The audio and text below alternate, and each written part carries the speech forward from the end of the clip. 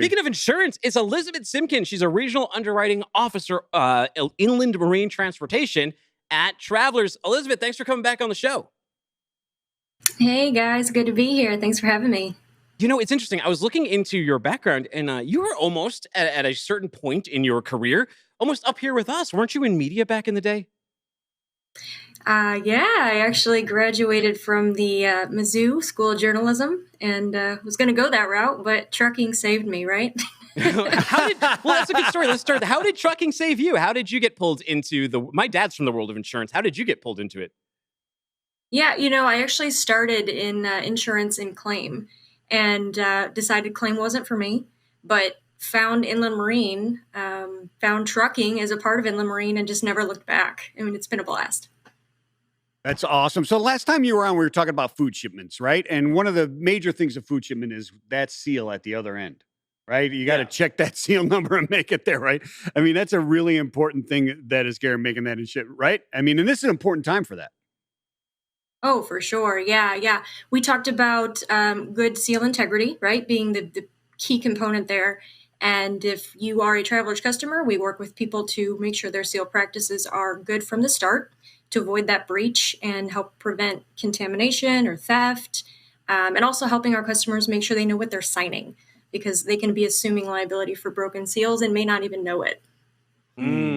True. Yeah, it's one of those things that people can sometimes get lazy about. Yeah, it's fine. Just move it along, sign it, and get rolling. But if you do that, you just said that it's fine, and then you got to deal with that entire problem. Be careful. You do. Those simple words, that laziness right there, you're actually setting yourself up. You could be setting yourself up for failure. It is a great reminder. With what's going on in the supply chain, though, right? One of the big issues is, even though we talked about freight volumes being down in the beginning of the news segment of this show, there's a huge backlog, especially on the East Coast, backlog of freight. And I believe there's an old adage that goes something like freight at rest is freight at risk. How much of a problem does these backlogs present in terms of risk? Oh my gosh, it's huge. And yes, you have the adage correct. It's that sitting cargo that is the crux of the problem with all of these backups. It's not uncommon for cargo in transit to make stops. That happens from origin to destination. But what we're seeing now is that it's happening so frequently. The supply chain is so compressed, port delays, rail, equipment shortages, warehouse capacity, right? It really makes it hard to keep it moving like it should. So people are literally finding anywhere they can to put cargo because they're delayed in certain places in the process. And that type of bottlenecking just means it's vulnerable to loss in a place where it shouldn't be, right? So that can be several things. That can be an unsecured yard that they're using. Maybe the driver's not familiar with where they're going to put it, so they can't mitigate risk like they might be able to do in a yard that they actually have control over. Or if you have a refrigerated load, something that needs a special storage type requirement, drivers have to consider that when they're looking for temporary storage. And, from a shipper's perspective, they're losing visibility on that load. Those goods can be going somewhere they didn't know about, maybe they didn't authorize. It's a real problem. Yeah, so coverage of your cargo seems really important, and particularly due course of transit, right, is describing all these things that are going on. So, and what are some of the things that can come up, some of the issues that can come up during this to make sure people are aware of this and understand the importance? Right. That's exactly what it is. The coverage response in the event of that loss, that's the question. And that language you pointed out, due course of transit, generally it means when the cargo is picked up by the motor carrier and continues until its final destination. And that includes some of those temporary stops we talked about that are incidental to the main purpose of delivery.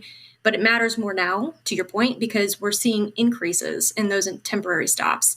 Theft or spoilage can happen. Oftentimes there's restrictions in that language around how long it can sit in a temporarily stored location before coverage stops. So you might find yourself outside that window of coverage. So thinking about some examples, some things can't be left outside. So, copper, for instance, may oxidize if it's in the water or moisture type element. So if it's exposed and it rains, there goes your load. Temperature sensitive loads is another example. If you can't deliver to the intended storage facility, you've got to find another location to keep it, but you've also got to maintain the temperature. So you've got that risk of spoilage if it's not going to be kept cold enough. We've actually seen that happen. And lastly, I would say, of course, theft and pilferage. That's a big concern anytime, but especially when we talked about freight at rest, things are sitting in an unsecure yard. You've got the potential for pilferage, theft. You don't know how long it's going to be sitting there. And it might be some time before you even see the loss that actually happened, which then brings into the question, when did it happen? How can you even dictate to your claim adjuster, I know the date this happened? You may not know. Yeah, and it's not just because the backlog big issue that's keeping freight at rest, right?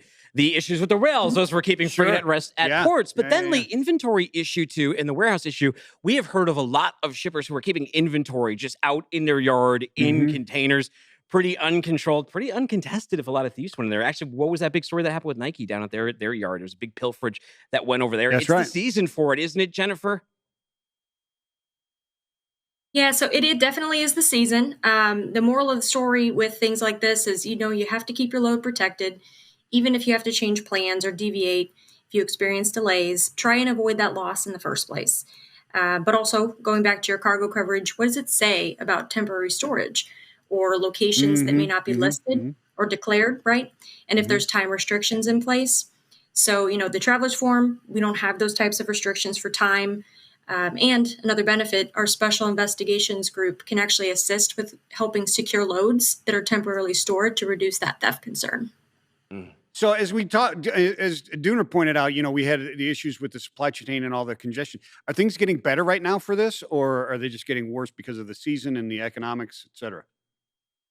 Yeah, I think, you guys mentioned a little earlier, the ports maybe aren't as bad, but the inland bottlenecks are the problem.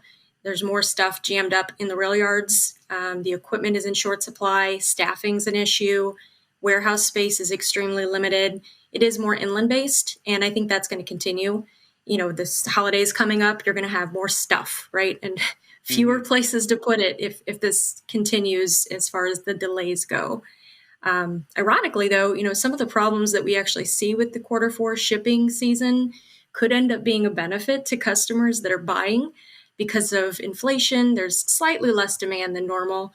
And the retailers' warehouses that are so full right now, they're going to be doing some pretty good sales, I think, to help kind of push things along. Yeah. Well, I know in my house we had some levers we could pull when things got tighter, and one was just not buying expensive giant Lego sets. So we stopped doing it.